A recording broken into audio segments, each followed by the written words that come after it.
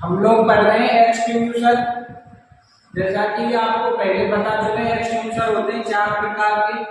Water type extinguisher, foam type extinguisher, DCP type extinguisher और CO2 extinguisher. Water type extinguisher हम पढ़ चुके हैं। अब हम पढ़ रहे हैं foam type extinguisher. Foam type extinguisher को 2 कैटेगरी में डिवाइड कर सकते हैं, केमिकल फोम और मैकेनिकल फोम। केमिकल फोम हम पढ़ चुके हैं, अभी हम पढ़ रहे हैं मैकेनिकल फोम। तो मैकेनिकल फोम टाइप जो एक्सटिंग्विशर होते हैं, इन्हें हम यंत्रों की सहायता से बना सकते हैं। इसमें तरल यौगिक है और इन्हें हम फोम कंपाउंड भी कहते हैं। यंत्रों की सहायता से पानी और हवा को मिलाया जाता है, जिससे बड़े बड़े बुलबुले या झाग बनते हैं, जो स्मदरिंग मेथड से आपको बुझा देते हैं। अब बात करते हैं मैकेनिकल फोम होते कितने प्रकार के। तो मैकेनिकल फोम होते हैं 5 प्रकार के। पहला है प्रोटीन फोम, दूसरा है फ्लोरोप्रोटीन फोम, तीसरा है सिंथेटिक फोम और चौथा है अपना AFFF aqueous film foamic foam और 5वां है एल्कोहल रेजिस्टेंट फोम। ठीक है, तो अब हम 1 बाय 1 इन सभी को पढ़ेंगे। तो सबसे पहले हेडिंग डालेंगे प्रोटीन फोम। प्रोटीन फोम, देखिए प्रोटीन फोम को कैसे बनाया जाता है। प्रोटीन फोम को जानवरों के हड्डी, खून, चर्बी इत्यादि को हाइड्रोलाइज कर बनाया जाता है और इसमें नमक भी मिलाया जाता है, जिससे इसके बुलबुले अधिक देर तक रहते हैं। मतलब स्मदरिंग मेथड से आपको क्या करेंगे, बुझाएंगे। डेफिनेशन लिखेंगे प्रोटीन फोम को, या इसको जानवरों की चर्बी, खून, हड्डी इत्यादि को हाइड्रोलाइज कर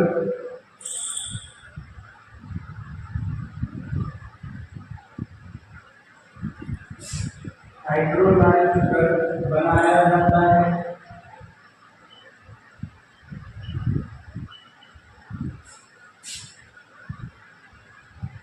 इसमें नमक भी मिलाया जाता है।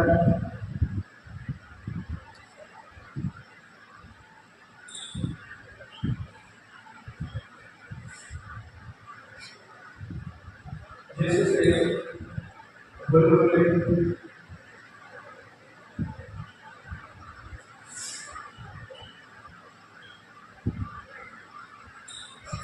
अधिक देर तक रहते हैं।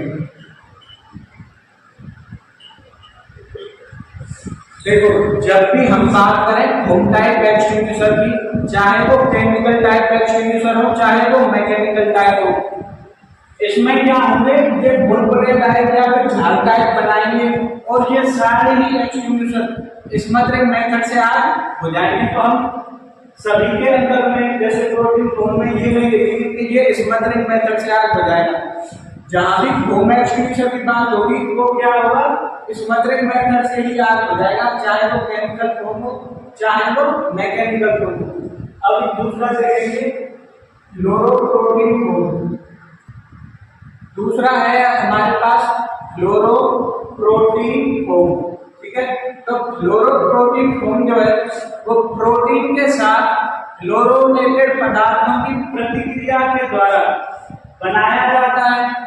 इसकी जो मुख्य विशेषता है, इसकी जो स्पेशलिटी है वो क्या है, ये जो आग की सतह पर जल्दी से फैल जाता है, इसको टाइम नहीं लगेगा। किसकी तुलना में, प्रोटीन फोम की तुलना में कम समय में आग पर फैल जाएगा। और जो इसकी सेकेंडरी या जो दूसरी विशेषता है वो ये है कि ये आग को दोबारा नहीं जलने देगा। अगर आग एक बार बुझा दी तो ये आग पर अच्छे से फैल जाता है, उसको कवर कर लेता है, तो आग को दोबारा नहीं जलने देगा। तो मेन डिफरेंस क्या है, फ्लोरोप्रोटीन फोम जो है प्रोटीन फोम की तुलना में जल्दी आग पर फैल जाता है और उसको दोबारा जलने नहीं देगा। अगर आपने एक बार प्रोटीन फोम याद कर लिया तो क्लोरोप्रोटीन फोम याद करना बहुत आसान है। प्रोटीन के साथ जैसा कि नाम है क्लोरोप्रोटीन, तो क्लोरो से क्या याद रखना है, क्लोरोनेटेड कंपाउंड। ये सब चीज क्या करना है, तो आपको लिंक करनी है। क्लोरोनेटेड कंपाउंड की प्रतिक्रिया से द्वारा बनाया जाएगा। इसकी मुख्य विशेषता है कि बहुत जल्दी आग की सतह पर फैल जाता है और आग को दोबारा नहीं जलने देता।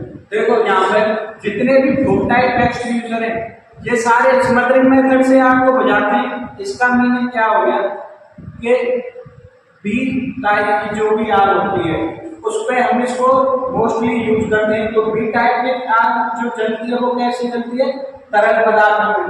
तो तरल क्या होते हैं, फैलने वाले। तो जितने भी फोम टाइप एक्सटिंग्विशर हैं क्या होते हैं, उनके ऊपर फैल के चादर टाइप बना लेते हैं, ठीक है, जिससे क्या है ऑक्सीजन का संपर्क काट देते हैं। अब नेक्स्ट बात करेंगे सिंथेटिक फोम। नेक्स्ट है अपना सिंथेटिक फोम। तो सिंथेटिक फोम को हम कई प्रकार के सिंथेटिक पदार्थों को मिलाकर रासायनिक विधि से बनाते हैं, ठीक है। और इसमें हम अतिरिक्त एक चीज और मिलाएंगे, स्टेबलाइजर। क्या मिलाएंगे, स्टेबलाइजर मिलाया जाता है। स्टेबलाइजर मिलाया जाता है जिससे फोम अधिक मात्रा में बन सके, जिससे फोम क्या हो, अधिक मात्रा में बन सके। तो ये स्टेबलाइजर क्या होता है,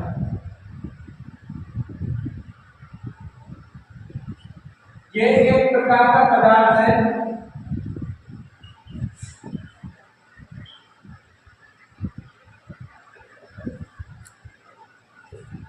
ये स्टेबलाइजर जो है वो एक प्रकार का पदार्थ है जो फोम में झाग बनते हैं, उन झागों को थोड़ी देर तक रोकने के लिए या स्थिर रखने के लिए क्या होता है, इसका यूज होता है।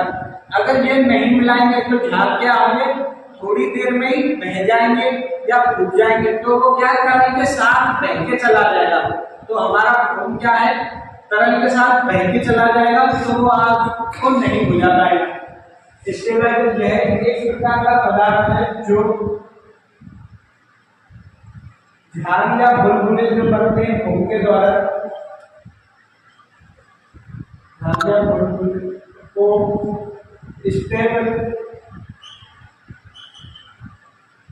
हिंदी में बोलते हैं स्थिर करता है।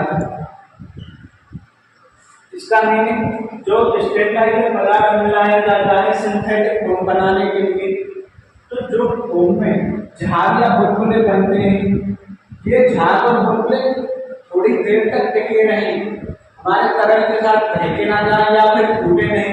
इसलिए हमें क्या करना पड़ता है, स्टेबलाइजर के पदार्थ मिलाना पड़ता है। नेक्स्ट है इस फोम को देखो, अभी चौथा कौन सा है, AFFF। AFFF इसका फुल फॉर्म कुछ लिया जाता है एक्वियस फिल्म फॉर्मिंग फोम। क्या होगा, एक्वियस फिल्म फॉर्मिंग फोम। इसको बनाने के लिए फोम क्लोरोनेटेड पदार्थों तथा दूसरे प्राकृतिक पदार्थों को एक साथ मिलाकर बनाया जाता है और अधिक मात्रा में और अधिक समय तक टिक सके, इसलिए इसमें क्या मिलाया जाता है, स्टेबलाइजर मिलाकर बनाया जाता है। इससे पिछले वाले में भी बताया था स्टेबलाइजर का मीनिंग क्या होता है। ये स्टेबलाइजर जो होते हैं फोम को स्टेबल रखते हैं, स्थिर रखते हैं। जो झाग या बुलबुले बनेंगे उन्हें क्या रहेंगे, स्थिर रखेंगे, ठीक है। तो aqueous film forming foam AFFF कैसे बनाते हैं, क्लोरोनेटेड पदार्थों तथा दूसरे प्राकृतिक पदार्थों को मिलाकर और अधिक मात्रा में बन सके और अधिक समय तक ये क्या रहे, टिकाऊ रहे, इसलिए इसमें क्या मिलाया जाता है, स्टेबलाइजर मिलाया जाता है। अब है हमारा फोम का सबसे लास्ट मैकेनिकल फोम। 5 प्रकार के थे, protein foam, chloroprotein foam, synthetic foam, AFFF और अपना लास्ट है एल्कोहल रेसिस्टेंट फोम। पांचवा क्या है, alcohol resistant foam.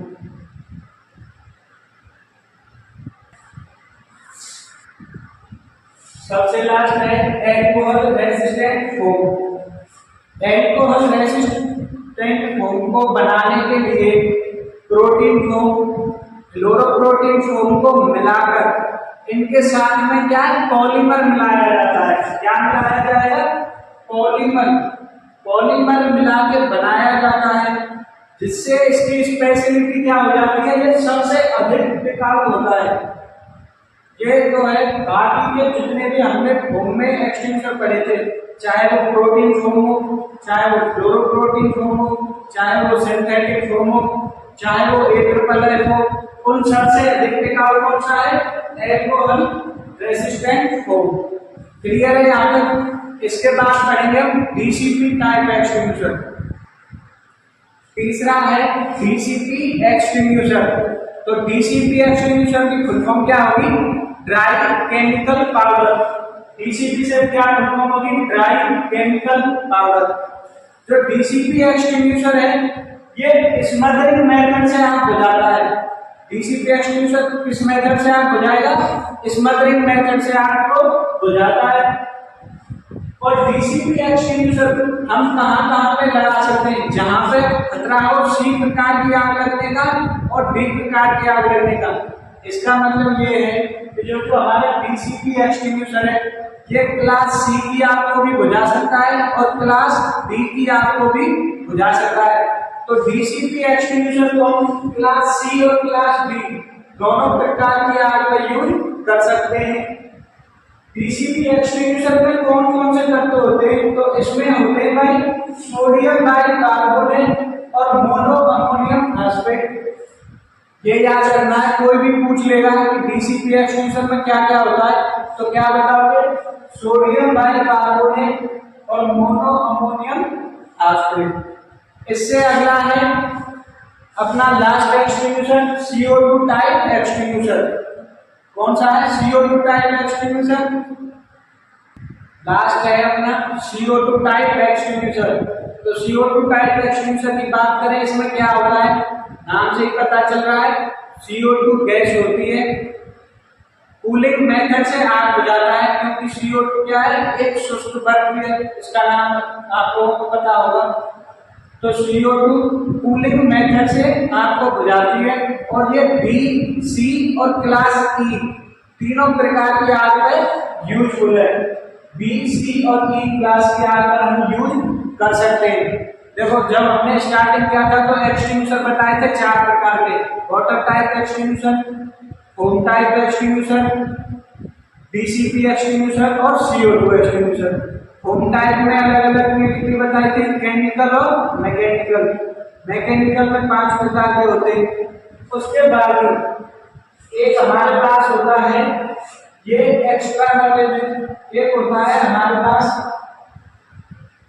Wait chemical extinguisher. Wet chemical extinguisher. Wet chemical extinguisher को हम सिर्फ और सिर्फ किचन की आग में यूज करते हैं। कहाँ यूज करेंगे? वेट केमिकल एक्सटिंग्विशर को सिर्फ किचन की आग पर यूज करेंगे, किचन की आग पर। ठीक है, इसको अगर हम ऐसे बोलें तो ये 5वां हो गया। वेट केमिकल एक्सटिंग्विशर हम कहाँ पे यूज करेंगे? सिर्फ किचन की आग पर। इसके अतिरिक्त एक और होता है अपने पास